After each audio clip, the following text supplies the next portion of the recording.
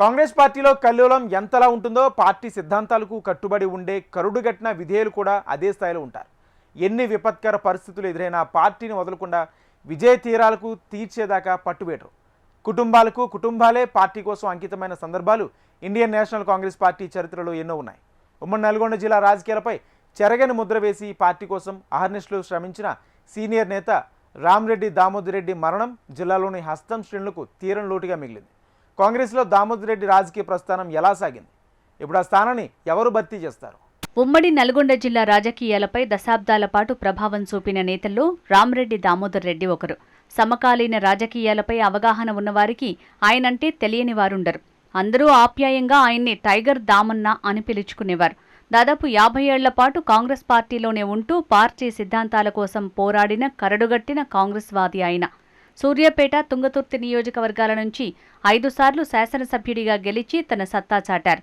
ముఖ్యంగా ఉమ్మడి ఆంధ్రప్రదేశ్లో దివంగత ముఖ్యమంత్రి వైఎస్ రాజశేఖర రెడ్డి హయాంలో ఐటీ శాఖ మంత్రిగా పనిచేసి తనదైన ముద్ర వేశారు.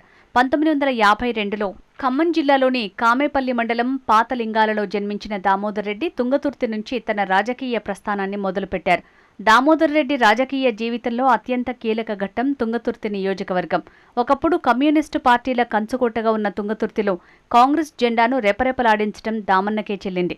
1985లో తుంగతుర్తి ఎమ్మెల్యేగా గెలిచిన రామ్రెడ్డి దామోదర్ రెడ్డి ఆ తర్వాత వరుస విజయాలతో ఏకంగా హ్యాట్రిక్ సాధించారు.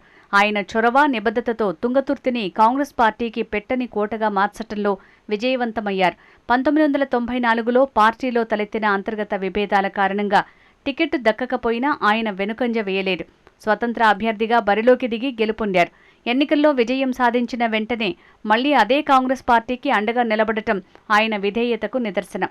1999లో అనుకోని ఓటమి ఎదురైనా నిరాశ చెందకుండా తిరిగి 2004లో కాంగ్రెస్ జెండాను ఎగురవేశారు.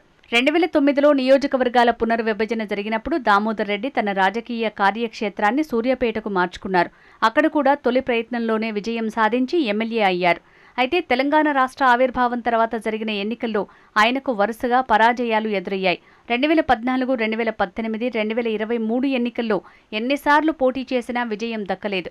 అయినప్పటికీ గెలుపోటములతో సంబంధం లేకుండా తుంగతుర్తి, సూర్యాపేట నియోజకవర్గాల్లో పార్టీకి బలమైన క్యాడర్ను, కార్యకర్తల విశ్వాసాన్ని కాపాడుకున్నారు. అధికారం లేకున్నా పార్టీ కోసం అహర్నిశలు శ్రమించే లక్షణం ఆయన సొంతం. దామోదర్ రెడ్డి తుదిశ్వాస విడవటం ఉమ్మడి నల్గొండ జిల్లా కాంగ్రెస్ శ్రేణుల్లో తీవ్ర ఆవేదనను నింపిందని చెప్పొచ్చు. రాజకీయ విశ్లేషకులు సైతం కాంగ్రెస్ పార్టీకి ఈ లోటు తీర్చలేనిదిగా అభివర్ణిస్తున్నారు. రామ్రెడ్డి దామోదర్ రెడ్డి రాజకీయ శకం ముగిసిన నేపథ్యంలో ఆయన తర్వాత సూర్యాపేటలో ఆ స్థానాన్ని ఎవరు భర్తీ చేస్తారు అనే చర్చ మొదలైంది. ఆయన వారసుడిగా రామ్రెడ్డి సర్వోత్తం రెడ్డి ఉన్నారు. దామోదర్ రెడ్డి చూపించిన అపార విశ్వాసం, కార్యకర్తలతో ఉన్న అనుబంధం సర్వోత్తం రెడ్డికి బలంగా మారనుంది. కరడుగట్టిన కాంగ్రెస్ వాది, మాజీ మంత్రి దామోదర్ రెడ్డి శకం ముగిసిన ఈ తరుణంలో ఆయన వారసుడు సర్వోత్తం రెడ్డి పార్టీకి ఏర్పడిన ఈ లోటును పూడుస్తారా, లేదంటే సూర్యాపేటలో కాంగ్రెస్ రాజకీయాలు కొత్త మలుపు తీసుకుంటాయా అన్నది వేచి చూడాలి.